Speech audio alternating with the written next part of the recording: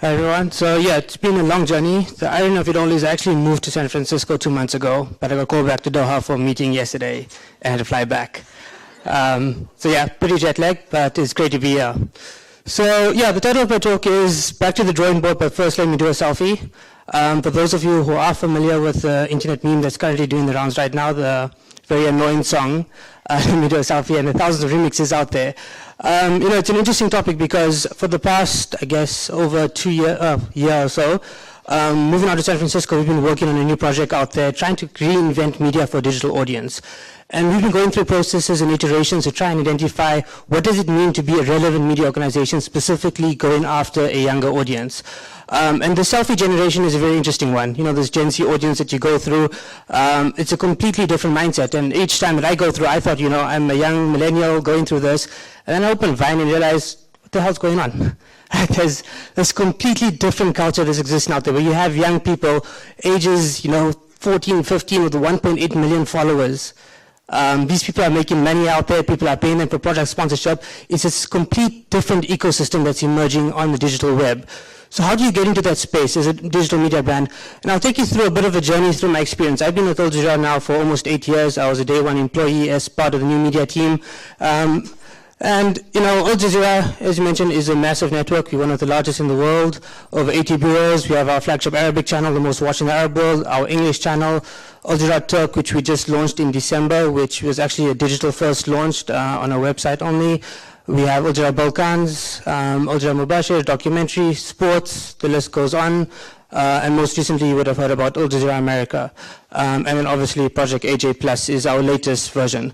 Now, if you notice the difference between all of that, 1 to 10 is all very much named Al Jazeera, and it's very much a TV-style experience. The last one is something completely new that we're trying to innovate. I can't actually get into a lot of details about what we're doing there because it's still very closed doors, but I'll get you through some of the thinking behind it. So when I joined, and a lot of the slides that I'm going to present today are actually slides that we presented almost 8 years ago when we were pitching new media to our organization. Coming through the door as a young 22-year-old, idealistic about the world and how the internet and mobile and everything is going to change the world. Some of the videos we used back then are the same videos we use today to convince our upper management of how media is shifting. Because the trends are still there. The only difference is now we actually have the data to back it up. We actually know how audiences are shifting, how things are moving away from the traditional TV viewing experience to a much younger audience. And then over the process, you have new devices that come up along the way that completely shift the way in which people consume media. You have aggregators like Flipboard that are coming out, which are driving more traffic than major websites combined. And it's been a challenge for us. As Al Jazeera, as a traditional media brand, obviously we get out there, we're available online, we're on YouTube. Our social presence is some of the largest in the world. Our online live stream is, we get huge traffic coming to that, especially during events such as the Arab Spring. But how do we remain relevant? The audience, and if you look through the demographics and the age group of people who are consuming our content, it's still a much older age group. And by older, I still mean, 34 plus. We're not going after the younger generation of news consumers. And, this is kind of where we started out. TV as a linear experience, you have reporters and you're getting voices from the people, and you're putting that onto a traditional TV screen. And you can see how old the iPod is there because that's how old this was. You go there and obviously there's a new list that goes out. But then we can obviously take our content, package it, and put it on a different platform. So TV is one platform, you have your podcast, you have YouTube, you have different sites. How do you put your content out there to everyone else? As this started emerging, we had this participatory culture which came up, which we realized that, hang on, people are actually using this for something else. They're not just consuming media, they're producing media. And that's incredibly powerful. And I think going back through the Arab Spring and all the examples, we always quote that. That was 2011. We're in 2014 now, and look at the massive growth in those last 3 years of how things have changed. It's been absolutely phenomenal. And, when we tried to implement that strategy, it worked well for us. It was great. I said we had a lot of traffic, but what we realized is it always comes back to this. And the same, I think, could go to print media or anything else. You create this beast, which is a TV beast, which you need to feed 24/7, which means the content you're producing is always there to feed this. You always need to be on top of it. You always need to be filling that space. You then have your websites which kind of come in. They're attached to your TV, so it's kind of an extension of your TV brand. And then people want to add your social engagement. So let's add social engagement on the side. Cool, we'll put tweets on screen. We'll have viewer feedback. We'll put all of this onto screen. But it's still very much driven to feed that beast. It's not something unique. It's not something that's speaking to the audience that you want to go after. which leads to this. Young people today are having a crisis of relevance. Do brands matter anymore? Do people care where they're getting the news from anymore? Or do they go to based on referrals? And the thing that we realize is it's because of this device, which may not be relevant anymore, but these devices are connecting us. See, I'm awake and paying attention. So these devices are connecting us, and what's happening is because of this, we have access to information at our fingertips that we never had before. When you are sitting down and watching a TV, you're still very passively consuming one channel, but you have your mobile phone, and on your mobile phone you're consuming tweets. While all of us are sitting here with all of your, being in an Apple store, I guess, you're all consuming 1,000 things. You're posting, you're creating, you're going through the Twitter feed. When you put up the Twitter wall, we're multitasking now. And these devices have completely unlocked the potential for us to go anywhere at any time. And what we realized is it's not about TV. So when you go onto YouTube, this is a video we did about a timeline of what happened during Morsi being kicked out of government. And then you have this guy sitting in his apartment as a YouTube channel who does an explain on Egypt, and you can look at the difference in view count. So this audience still exists. We get a lot of people, we put a lot of content online, and if you actually total up all of our views, it's very nice.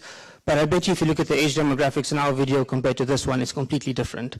And what going through this process of trying to understand news for a younger audience, the last few months have been very interesting because there's this normal perception that young people don't actually care about news as much as we think they do. But when you actually start digging deeper, YouTube, I guess one of the things of speaking towards the end is you can't quote stats anymore because everyone's used the stats. But YouTube has over 1 billion people a month that visit it. Think about that for a second. 1 billion people. Facebook, over 1 billion people. Facebook just bought WhatsApp for $19 billion. There's this whole new ecosystem that's existing out there. And when you go through this, you realize that the internet and video consumption is made up of all of these layers of different audiences. And you need to understand the audience specifically that you're going after, because you can go after your traditional TV audience, which is older, with a TV style approach, and that definitely works.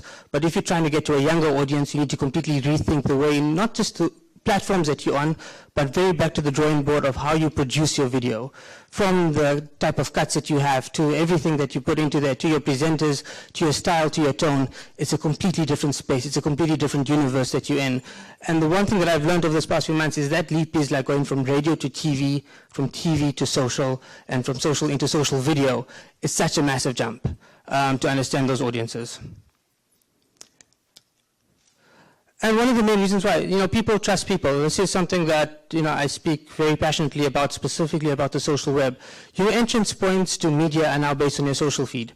Someone will tweet a link, one of my friends, and I'll click on that link because I trust the person. I don't actually care where it takes me to, and often you don't see where that link takes you to because of its URL shortener. You're clicking through to links because of the referral that's put into you. So you need to build this economy of content and build content that people want to share. The metric everyone talks about views. How do people view content? How many views do you have? What your watch time is?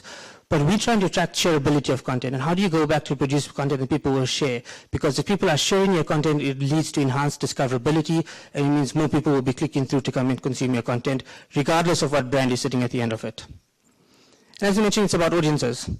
We talk about this Gen Z audience, and the one thing that stands out on this is this audience, it's about a state of mind.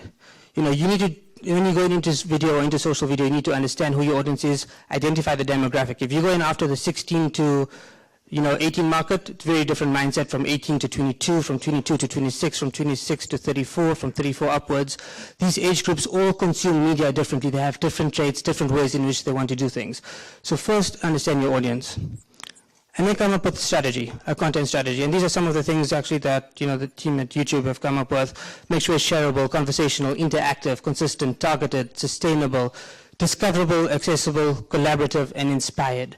And these are some of the qualities you need to put in. And this goes back to that earlier slide where I showed you about the two different channels, our video on YouTube versus someone else. The other video had all of these qualities. Ours didn't. Ours was purely information-based. We were putting information, event happened, this is why it happened, and we're putting it out there. We weren't actually engaging with an audience. We weren't creating content for people to engage with or content that people could share. Now, all of this is great, and number 10, and the last point is there, is inspired. And I think sitting in a room of journalists, inspiration is always very important. What brings us here? Why did we all get into this profession in the first place? It's because of this. Telling the truth is hard. It is very hard. We out there, because believe it or not, the world that we're living is a pretty messed up place that's out there. In one part of the world, we can talk about delivering newspapers using drones. In another part of the world, drones are used for something completely different. We have journalists for Al Jazeera at the moment who are locked up in Egypt for over 100 days for reporting. Without fair trial, without any trial being brought to them. It is difficult. But we still do it every single day. We still get up to tell stories that matter. And if you're able to do that, if you're able to connect with an audience, if you're able to go out there, you're able to resonate across the world, even to younger audiences. This is the campaign we're running for our staff that's out there. And its most important is, even if it's 6 seconds at a time, take that inspiration, take that passion. Don't worry about the legacy. And I think one of my colleagues, Moeed, said that one of the biggest things that we worry about is, we always worry about holding on to the past. We worry about our brand. We worry about the legacy of everything that was. When that holds us back from the future.